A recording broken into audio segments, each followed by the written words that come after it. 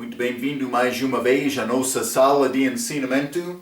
Estamos a continuar com o nosso ensinamento através do livro de Apocalipse. Estamos no capítulo 3, falando sobre estas 7 igrejas de Ásia.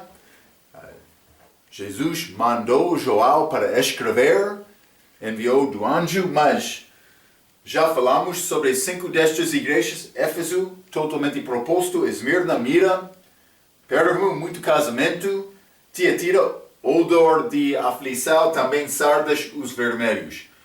Mas estamos a chegar hoje a Filadélfia, amor fraternal, esta igreja que realmente não foi reprovado do Senhor, também não foi mandado para arrepender.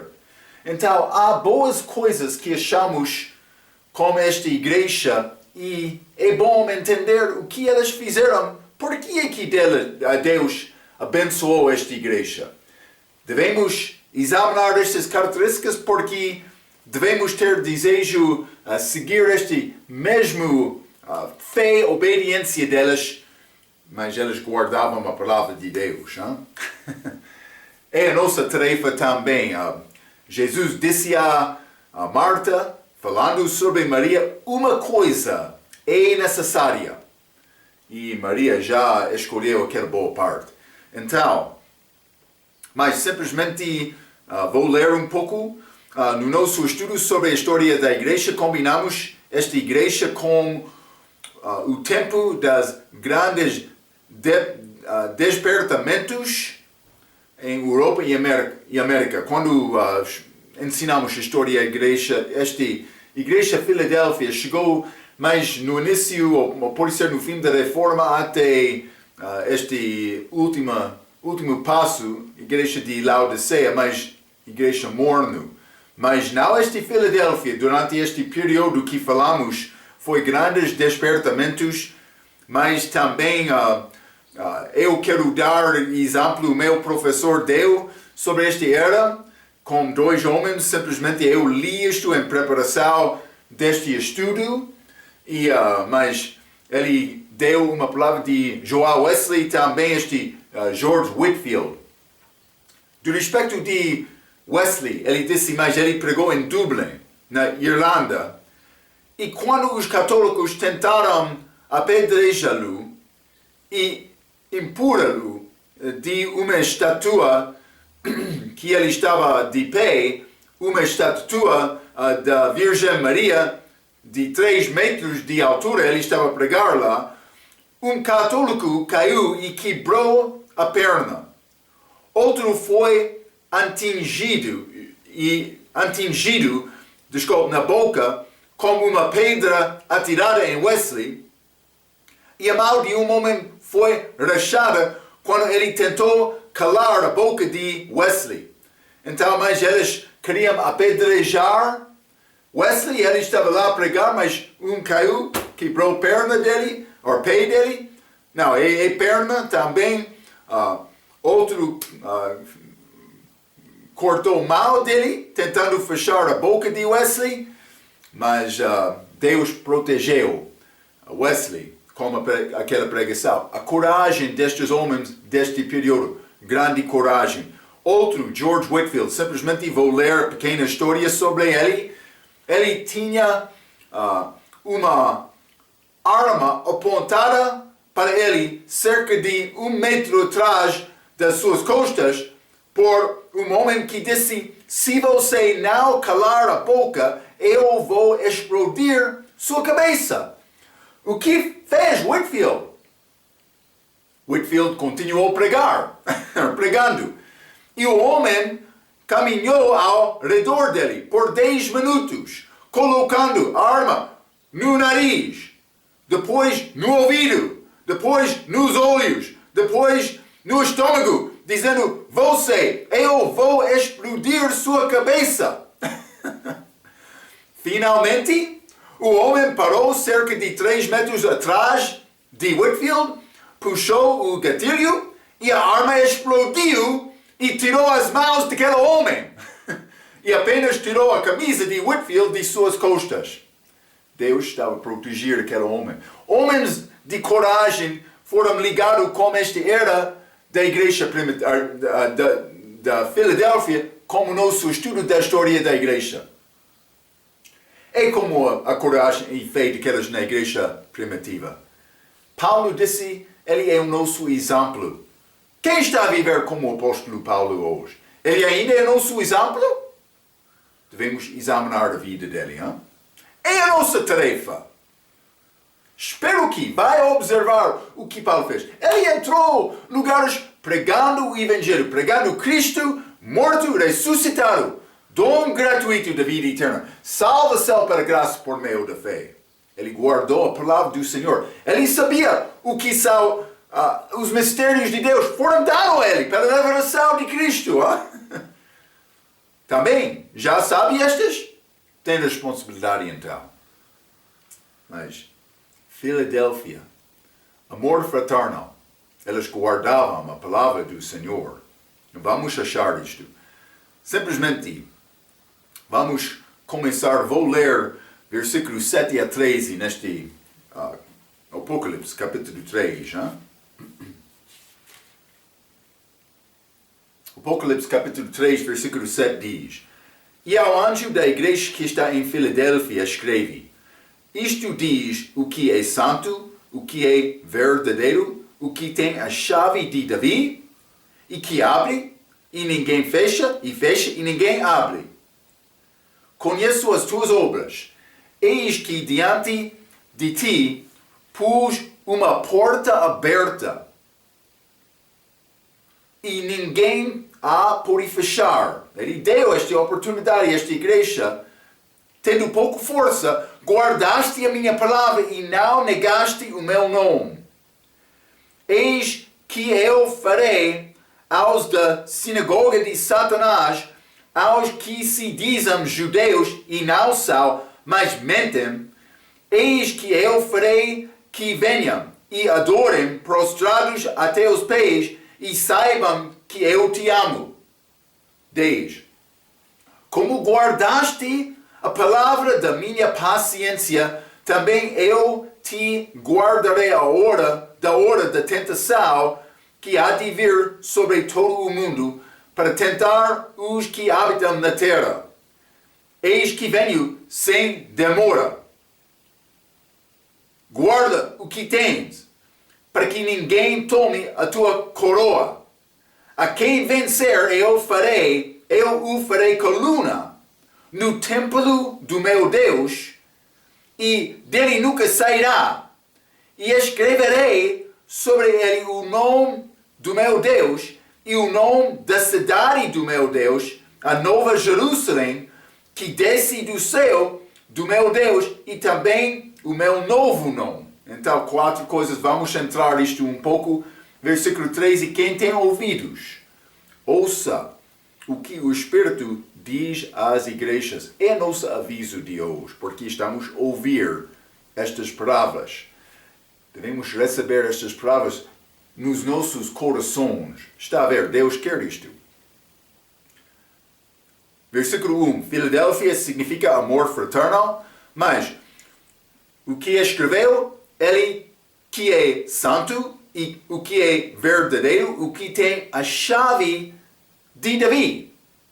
É pouco interessante esta expressão, chave de Davi, mas é referência a Jesus Cristo. Mas vamos considerar, já falamos sobre Apocalipse capítulo 1, versículo 18, em que Jesus disse, mas eu tenho as chaves de morte e do inferno. Já falamos sobre isto, mas agora ele está a dizer que ele tem a chave de Davi. Mas vamos considerar isto. Vamos ler Isaías capítulo 22.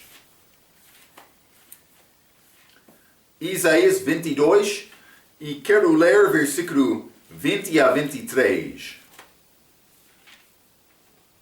A Bíblia diz: E será naquele dia que chamarei o meu servo Eliaquim, filho de Hilquias. Mas este Eliaquim, desculpe, ele foi homem que guardou a casa do rei daquela altura. Então, mas simplesmente por enderecer Eliakim, mas é como Jesus, é figura de Jesus. Estas palavras têm aplicação com Cristo quando ele estava aqui guardando a palavra. Está a ver? Versículo 20, novamente. E será naquele dia que chamarei o meu servo Eliakim, filho de Elquias, e vesti-lo-ei na tua túnica, e cingi-lo-ei com o teu cinto, e entregarei nas suas mãos o teu domínio, e será como pai para os moradores de Jerusalém e para a casa de Judá. 22.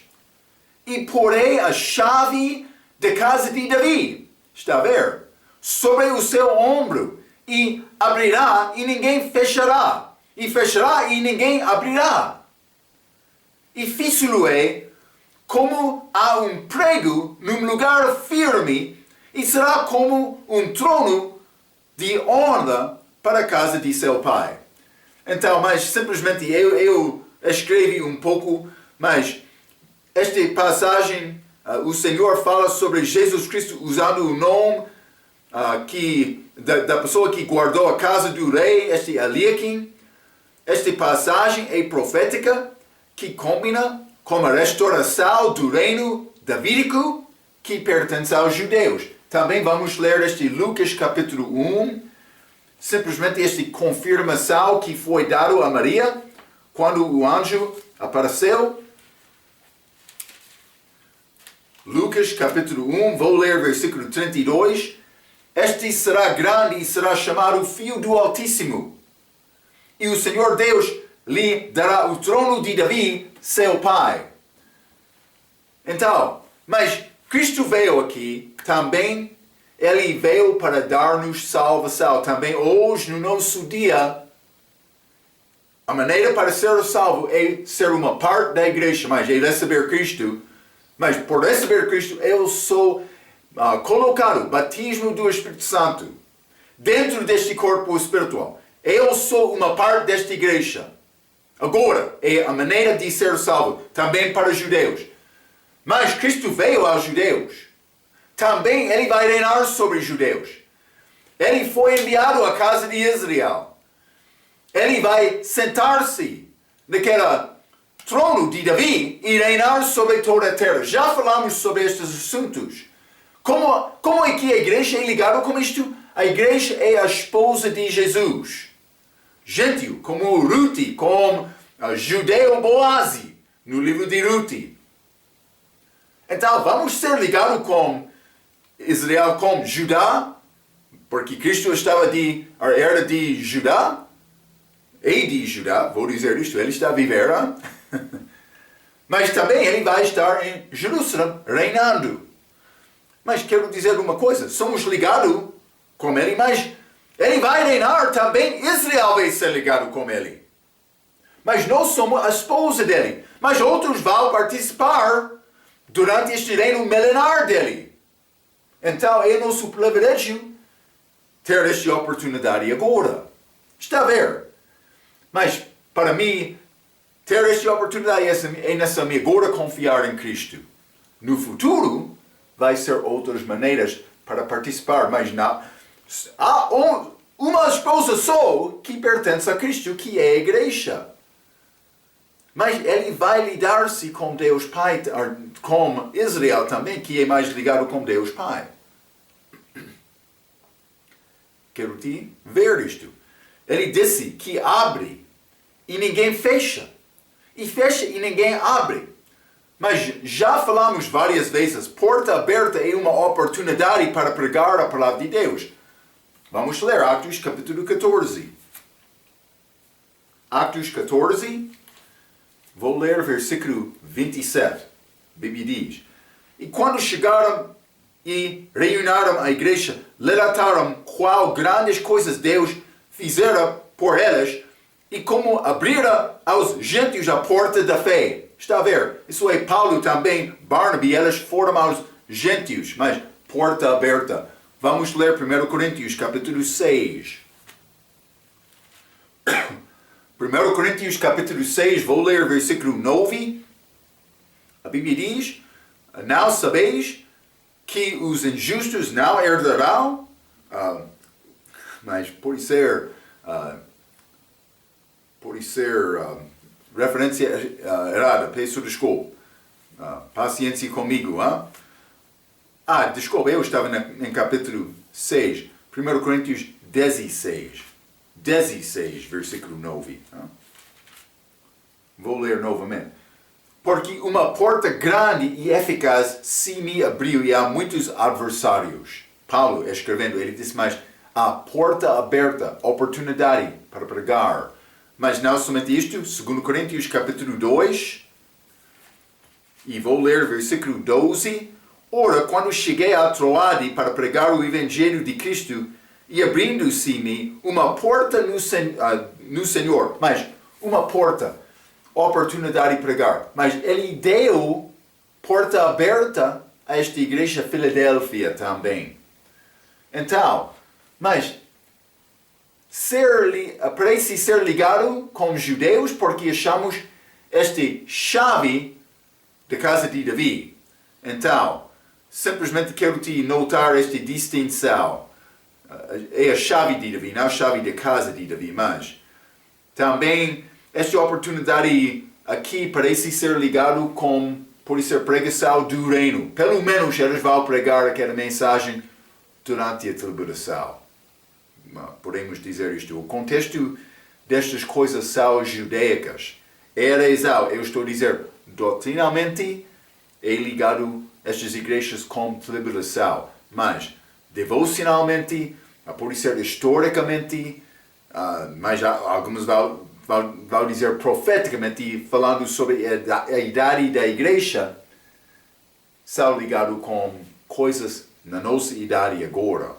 Mas, versículo 8, vamos voltar a Apocalipse capítulo 3. Apocalipse capítulo 3, vou ler versículo 8, a Bíblia diz, conheço as tuas obras, eis que diante de ti pus uma porta aberta e ninguém pode fechar. Mas, porta aberta, ele colocou, é dado porque eles tinham três coisas. É achado neste versículo também. Eis que diante de ti pus uma porta aberta e ninguém pode fechar, tendo pouca força, primeira coisa, guardaste a minha palavra, segunda coisa, e não negaste o meu nome, terceira coisa. Fracos, guardou a palavra, mas também não negou o nome dele. Nome de Jesus. Devemos anunciar este nome. Então, simplesmente é muito diferente do que achamos com esta igreja a seguir, este Laodiceia, direitos cíveis, direito do povo. Mas vamos ler Apocalipse capítulo 3, versículo 20. O que é fechado sobre, o que é dito sobre esta igreja, Laodiceia, versículo 20, eis que estou à porta e bato. Se alguém ouvir a minha voz e abrir a porta, entrarei em sua casa e com ele cearei e ele comigo. O que está a acontecer? Ele está lá. Meu amigo, quero entrar. O meu amigo, onde está? Ele está fora. Mas aqui ele deu a porta aberta. Aquela igreja lá em Laodiceia tem porta fechada. Também Jesus está fora. É a condição. Mas eu sei, ele está a falar sobre como individuais, mas também quando pessoas da igreja não são salvos, Cristo não está dentro daquela igreja. Espero que está a reconhecer isto. É necessário ter Cristo para ter Cristo na igreja. Cristo entra na igreja por estar dentro dos crentes daquela igreja. É a maneira para ter Cristo no teu culto. Então, mas ele disse, eles tinham pouca força. Pouca força tem a ideia que eles foram fracos, mas Deus forte neles. Vamos ler 2 Coríntios capítulo 12. Paulo falou sobre isto. Quero te notar uma coisa, quando estamos a ler este versículo. Vou mostrar isto a ti. 2 Coríntios capítulo 12, vou ler versículo 9. e disse a mim, quem está a falar? Deus está a falar com Paulo. E disse-me, a minha graça te basta, porque o meu poder, não o poder de Paulo, poder de Deus, ele está a falar, o meu poder se aperfeiçoa na fraqueza. De boa vontade, pois Paulo está a falar novamente, gloriarei nas minhas fraquezas, para que em mim habita o poder de Cristo, o poder de Deus. Paulo não queria a sua própria força. Ele queria o poder de Deus que foi disponível quando ele foi fraco. Versículo 10. Por isso sinto prazer nas fraquezas, nas injúrias, nas necessidades, nas perseguições, nas angústias, por amor de Cristo, porque quando estou fraco, então sou forte. Está a ver o que está a dizer Paulo? Quando sou fraco, ele é forte, mas Paulo disse, eu sou forte, mas Deus nele é a maneira. Vamos ler também Zacarias, capítulo 4. Livro de Zacarias, no fim do Velho Testamento, capítulo 4, versículo 6 diz, e respondeu-me dizendo, esta é a palavra do Senhor a Zorobabel, dizendo, não por força, nem por violência, mas sim pelo meu Espírito, diz o Senhor dos Exércitos. Está a ver? Então, não é meu poder, mas o Espírito dele, me andando, concordando com ele, andando na minha própria fraqueza. Mas, não somente isto, eles guardavam a palavra de Deus. Eu mencionei isto, mas quero ler este Lucas, capítulo 10, passagem muito excelente. Este Marta e Maria. Lucas, capítulo 10, vou ler versículo 38 a 42. E aconteceu que, indo eles de caminho, entrou Jesus numa aldeia, e certa mulher por nome Marta o recebeu em sua casa. E tinha esta uma irmã chamada Maria, a qual, assentando-se também aos pés de Jesus, ouviu a sua palavra. Ela estava lá para ouvir a palavra. Maria, porém, andava distraída em muitos serviços e, aproximando-se, disse, Senhor, não se te dá de que minha irmã me deixe servir só? Dize-lhe que me ajude. Mas dize-lhe que me ajude, desculpe, 41. E respondendo Jesus, disse-lhe, Marta, Marta, estás ansiosa e afadigada em muitas coisas, mas uma só é necessária. E Maria escolheu a boa parte, a qual não lhe será tirada.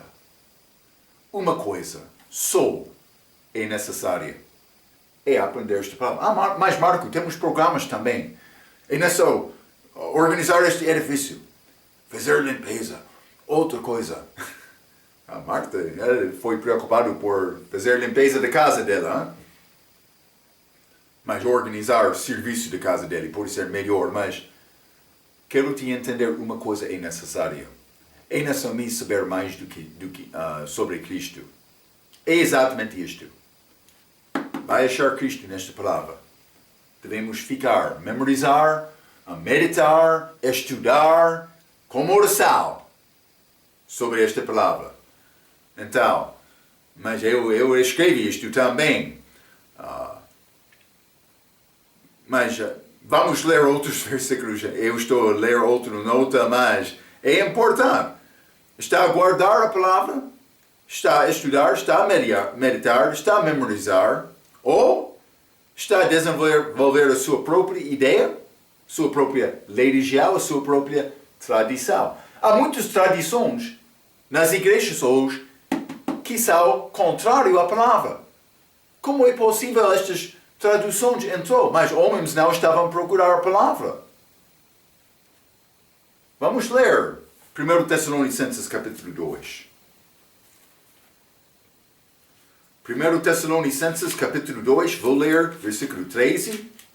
A Bíblia diz: por isso também damos sem cessar graças a Deus, pois, havendo recebido de nós a palavra da pregação de Deus, a recebestes não como palavra de homens, mas segundo é, na verdade, como a palavra de Deus, a qual também opera em vós, os que crestes. Esta palavra especial, não é como a palavra de qualquer homem, está dentro do crente.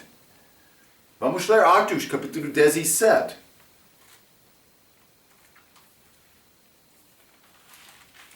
Atos 17, e vou ler versículo 11. A Bíblia diz: ora, estes, Bereia, foram mais nobres do que os que estavam em Tessalônica. Já lemos sobre Tessalônica. Eles receberam dizendo: é a palavra de Deus. Mas estes em Bereia foram mais nobres, porque de bom grado receberam a palavra examinando cada dia nas Escrituras se estas coisas eram assim. Eles estudaram e examinaram esta palavra. Mas não somente isto. Vamos ler 1 Timóteo, capítulo 5. 1 Timóteo, capítulo 5. E vou ler versículo 17. Já estudamos estes versículos outras vezes. É importante, mas esta igreja guardou a palavra, reconhecendo a importância da palavra. 1 Timóteo, capítulo 5, versículo 17. Os presbíteros, pastores, que governam bem, sejam estimados por dignos de duplicada honra. Principalmente os que trabalham na palavra e na doutrina. Palavra, doutrina. Mas vamos ler Lucas, capítulo 12. Lucas, capítulo 12, o que disse Jesus? Versículo 1. Ajuntando-se, entrando muitos milhares de pessoas, de sorte que se atropelavam uns aos outros, começou a dizer aos seus discípulos: acautai-la-vos, primeiramente do fermento dos fariseus, que é hipocrisia. É perigo quando pessoas entram querendo louvar com a boca delas, mas o coração é distante de Deus. É não só estudar, memorizar, também meditar nesta palavra, para aprender o que Deus quer dizer a nós. Simplesmente é só estar na palavra, estudando. Vamos continuar um pouco mais este versículo 9, Apocalipse capítulo 3. E versículo 9, a Bíblia diz: eis que eu farei aos da sinagoga de Satanás. Achamos este povo que são da sinagoga de Satanás, aos que se dizem judeus e não são, mas mentem. Lembra-te, falamos sobre este grupo. Eles são pessoas que querem roubar as promessas dos judeus, dizendo: pertencem a nós. E muitos estão a dizer isto hoje. Vou ler um pouco. Falamos sobre estes com Esmirna, segunda igreja. Pessoas que querem roubar as promessas dadas de Deus aos judeus. Ambas destas, Esmirna e Filadélfia, não foram reprovadas nem mandados para arrepender. Então, mas simplesmente eles estavam mais próximos à vontade de Deus do que as outras igrejas. Mas também ele escreve: eu farei que venham e adoram prostrados até os pés e saibam que eu te amo. Mas vou ler todo o versículo, porque por ler somente esta parte é pouco complicado. Eis que eu farei, versículo 9, aos da sinagoga de Satanás, aos que se dizem judeus e não são, mas mentem, eis que eu farei que venham e adorem prostrados até os pés e saibam que eu te amo. Então, no fim, eles vão dobrar joelho perante Jesus, mas por isso vamos ser juntados com ele. Hein? Mas vamos ler Isaías, capítulo 60. É dia futuro. O contexto destes assuntos são no fim da tribulação. Isaías 60, 14 e 15. Também virão a ti, inclinando-se os filhos dos que te oprimiram, e prostrar-se-ão as plantas dos teus pés, todos os que te desprezaram, Israel, e chamar-te-ão a cidade do Senhor, a Sião do Santo de Israel, em lugar de seres deixada e odiada, de modo que nenhum passava por ti, far-te-ei uma excelência perpétua, um gozo de geração em geração. É uma bênção futura dada a Israel. Ainda não aconteceu isto. Eles são o povo desprezado. Também muitos da igreja que pregam a verdade, mas a maioria da igreja não. A igreja está a tornar mais mundial. Quando o pregador entra pregando a verdade, as pessoas ficam muito preocupadas. O que está a acontecer? Mas esta cidade é Jerusalém. Vamos ler Mateus capítulo 5. E vou ler versículo 35. A Bíblia diz: nem pela terra, porque é o escabelo de seus pés, nem por Jerusalém, porque é a cidade do grande rei. Está a ver? Jerusalém é ligado com Judá, também com Israel. Jesus vai reinar aqui. Isso não é Maomé, este senhor lá em Isaías capítulo 60. Não é papá também, hein? Vamos voltar este Isaías 60. Vou ler versículo 16 também. A Bíblia diz: e mamarás o leite dos gentios, estes de Israel, e alimentar-te-ás ao peito dos reis, e saberás que eu sou o Senhor, o teu Salvador e o teu Redentor e poderoso de Jacó. É Israel. Mas isso é depois da segunda vinda. Esta cidade vai ser cidade do grande rei. Vai ser chamado o Senhor está ali. Não é Novo Jerusalém, vou mostrar isto. Mas simplesmente vamos continuar, ainda não chegamos lá. Mas vamos ler versículo 10. Apocalipse, capítulo 3, versículo 10. A Bíblia diz: como guardaste a palavra da minha paciência, também eu te guardarei da hora da tentação que há de vir sobre todo o mundo para tentar os que habitam na terra. Mas ele disse, hora da tentação, eles guardaste a palavra da paciência dele. Paciência de não destruir o povo, querendo arrependimento. Mas, esta hora da tentação, mas vou ler uma citação de regra, é pouco interessante o que está escrito aqui. Doutrinalmente, uma referência para a parte pior da tribulação, esta hora da tentação. Pessoas que deixam de reconhecer que Apocalipse capítulo 2 e 3 estão referindo-se das igrejas da tribulação, vão aplicar irregularmente esse versículo para a presente idade da igreja como resultado de pensar que a igreja vai passar pelo menos uma parte da tribulação. Mas, então ele vai dar 3 perspectivas, mas chamado pós-tribulacionalismo, meio-tribulacionismo e pré-tribulacionismo. Desculpa. Então, no início do nosso estudo, falamos sobre pré-milenismo, amilenismo. Mas o que este milênio é o reino de Cristo.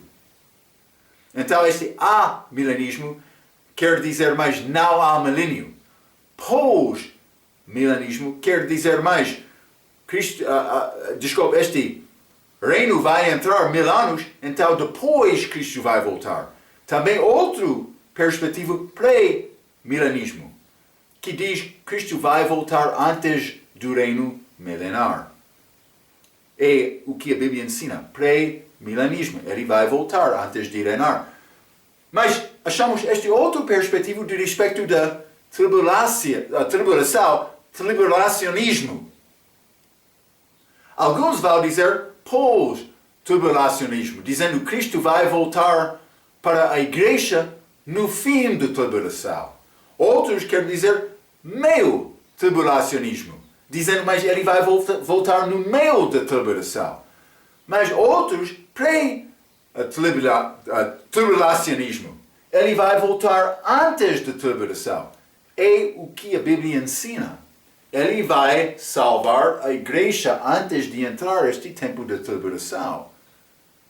A pessoa que não entende esta formação deste corpo espiritual, a pessoa que não entende esta purificação da igreja lá acima, quando Israel está a entrar este tempo de aflição de Jacó aqui na terra, a pessoa que não reconhece isto pode ser confundido a meio tribulacionismo ou pós-tribulacionismo. Mas a Bíblia não ensina isto. Já lemos Apocalipse 19, a esposa já se aprontou para voltar puro porque foi julgado lá no céu com Cristo, aquele tribunal de Cristo. Pertence aos judeus, pertence à igreja, desculpa. Outro período aqui pertence aos judeus, essa celebração. Então, por resumir o perspectivo bíblico destes assuntos, a Bíblia diz Jesus Cristo vai voltar para a igreja antes da tribulação, também ele vai voltar à terra antes do milênio. Espero que está a entender isto. Mas regra, tem resumo destes assuntos em Apocalipse capítulo 6. Vou encorajar-te para ler esta parte, mas vou ler a conclusão de regra do nosso estudo. A posição da pré-tribulação é simplesmente o único ponto de vista que assegura uma interpretação estritamente literal da Escritura. Os outros dois pontos de vista negam ou enfraquecem o alcance dispensacionalismo para a Bíblia, que diz Deus lida-se com homens de maneira diferente, depende da era. Negam as estritas distinções entre Israel e a igreja e algum tamanho que deve depender em método de interpretação espiritual e não literal. Mas por ler a Bíblia e aceitar o que está a dizer a Bíblia, vai chegar à conclusão pré-tribulação também antes do milênio pré-milenar, volta de Cristo. Como foi visto nesses capítulos, Deus está lidando-se com a humanidade de uma maneira diferente quando a salvação da tribulação, para lidar-se com a igreja e Israel no mesmo tempo da tribulação, resulta numa multidão de problemas e inconsistências em toda a Escritura. Então, simplesmente deve ter cuidado com isto, reconhecendo que ele vai voltar antes da tribulação. E por entrar no início de capítulo 4, vamos desenvolver muitas provas para apoiar isto. Vou dizer isto, antes de entender Apocalipse capítulo 4, também Apocalipse capítulo 19, eu fiquei com dúvidas, fraquezas, ou pelo menos não com uma crença certa sobre este assunto, mas não agora. Por entender quem é João, o que aconteceu, Apocalipse capítulo 4, o que vai acontecer, Apocalipse capítulo 19, vai resolver este assunto. Para entender este assunto, é necessário entender uma coisa. Esta igreja é o corpo espiritual de Cristo, a noiva de Cristo, que vai casar com Cristo. Então, vamos voltar a Apocalipse capítulo 3. Apocalipse capítulo 3, simplesmente quero continuar esta igreja de Filadélfia, versículo 11. eis que venho sem demora. Guarda o que tens, para que ninguém tome a tua coroa. Evidentemente é possível perder coroa. E vou dizer isto, o crente pode perder testemunho dele, a coroa, ou pode ser herança dele também, galardão. Mas eu posso perder paz do coração, confiança, mas vou dizer isto. Uma coisa o crente não pode perder é salvação. Eu sou salvo para sempre. Então, versículo 11, ele disse, eis que venho sem demora. É a mesma palavra que ele deu no fim deste livro, Apocalipse. Vamos ler. Apocalipse capítulo 22. Vou ler primeiramente versículo 7, a Bíblia diz, eis que presto venho. Bem-aventurado aquele que guarda as palavras da profecia deste livro. Mas vou dizer isto também em toda a Bíblia. Vamos guardar a palavra de Deus. É o problema com Eva. A razão, ela foi enganada. Não somente isto. Versículo 12. A Bíblia diz, e eis que cedo venho, e o meu galardão está comigo, para dar a cada um segundo a sua obra. Então, novamente, ele está a dizer, venho, mas ele disse, cedo venho, mas ele tem galardão com ele. Então, mas há aplicação a esta igreja, Filadélfia, mas tem aplicação a nós também. Vamos ler também versículo 20. Aquele que testifica estas coisas diz, certamente cedo venho, amém. Ora vem, Senhor Jesus. Mas vai ser destruição com a vinda dele. É necessário preparar. O que é a nossa preparação agora? É confiar em Cristo. Eu não quero entrar neste tempo de tribulação, muito sofrimento. Não quero. Mas eu escrevi isto, todos os crentes agora e futuro devem viver a sua vida com esta mesma expectação. Então, Apocalipse capítulo 3 novamente. E vou ler versículo 12. A Bíblia diz, a quem vencer, eu o farei coluna no templo do meu Deus, e dele nunca sairá. E escreverei sobre ele o nome do meu Deus, e o nome da cidade do meu Deus, a Nova Jerusalém, que desce do céu do meu Deus, e também o meu novo nome. Então, temos, mas a quem vencer, ele vai fazer 4 coisas a este povo. Mas, primeiramente, ele disse, coluna no templo do meu Deus. Templo do meu Deus. É judaico. E dele nunca sairá, mas daquele templo, escreverei sobre ele o nome do meu Deus. O que é este nome? Mas não sei exatamente, mas vamos falar um pouco sobre isto. E o nome da cidade do meu Deus, a Nova Jerusalém, então, vai receber o nome desta cidade que desce do céu do meu Deus, e também o meu novo nome, também outro novo nome. Então, mas eu escrevi um pouco, há 4 coisas, não sei como explicar exatamente estas coisas. Vou dizer isto honestamente, O que é este novo nome e nome de Deus? Não sei, mas é ligado com Isaías 62. Vamos ler isto. Isaías 62. Que vai acontecer com esta segunda vinda. Isaías 62, quero ler versículo 1 a 4. A Bíblia diz, por amor de Sião, não me calarei. E por amor de Jerusalém, não me aquietarei, até que saia a sua justiça como um resplendor e a sua salvação como uma tocha acesa. Vai acontecer no futuro, versículo 2. E os gentios verão a tua justiça, e todos os reis a tua glória, e chamar-te-ão por um nome novo, que a boca do Senhor designará, e serás uma coroa de glória na mão do Senhor e um diadema real na mão de teu Deus. Como a segunda vinda dele. Nunca mais te chamarão desamparada, nem a tua terra se denominará jamais assolada, mas chamar-te-á o meu prazer está nele, e a tua terra acasada, porque o Senhor se agrada de ti e a tua terra se casará. Casamento? Marco? Mas, como Deus Pai, Israel sim, mas para a igreja, para Cristo é a igreja.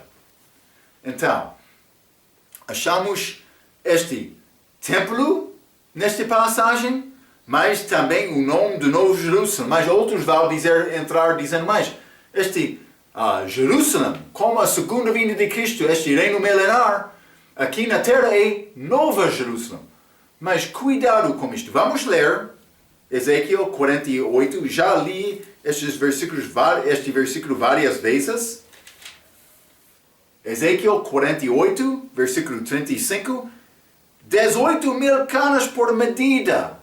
Ok, medidas desta cidade então. Terra ao redor. E o nome da cidade, desde aquele dia, será o Senhor está ali.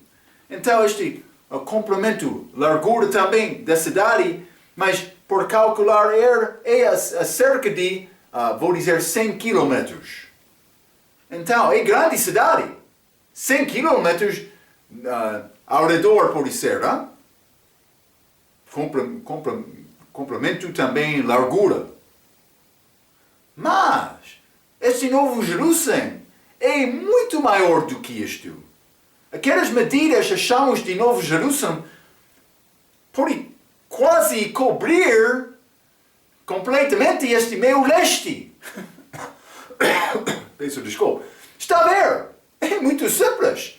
Aquele Novo Jerusalém é muito maior do que este Jerusalém durante o reino milenar de Cristo. Não é a mesma cidade.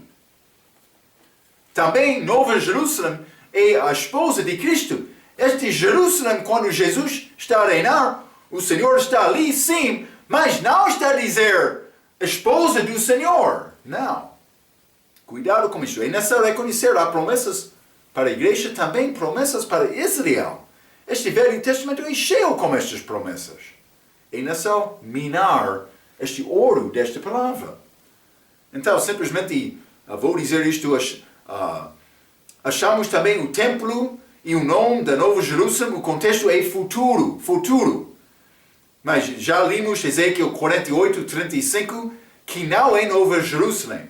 O contexto é depois da tribulação. Vamos ler o Apocalipse, do respeito deste nome de Deus, mas este Apocalipse capítulo 7 não está a falar sobre gentios, mas está a falar sobre os 144.000. Mas eles vão ser protegidos. Mas por ser outros podem ser também por vencer. Está a ver? Mas Apocalipse capítulo 7, versículo 3, dizendo, não danifiqueis a terra, nem o mar, nem as árvores, até que hajamos selado nas suas testas os servos do nosso Deus. Isso é este 144.000, mas vamos ler também Apocalipse capítulo 14, que este grupo, lá no céu, eles vão ser arrebatados antes da volta de Cristo à terra. Antes do fim. Com a volta dele vai ser o julgamento destes países que ficam. Muitos vão ser condenados, mas outros vão entrar no reino. Mas Apocalipse capítulo 14, versículo 1. E olhei, e eis que estava o Cordeiro sobre o monte Sião, e com ele 144.000, que em suas testas tinham escrito o nome de seu Pai. Então, vou dizer isto, é privilégio, galardão, segurança, dado à pessoa que vence. Como este Filadélfia, parece ser necessário perseverar até o fim. Por ser estes judeus são ligados com isto. Como eu disse, eu não vou conseguir explicar isto bem neste momento. Simplesmente estou a dar-te algumas ideias, dicas, para ganhar um pouco contexto, para continuar procurando esta verdade das Escrituras. Então, mas contexto é futuro, é coisa especial dada à pessoa que vence no fim.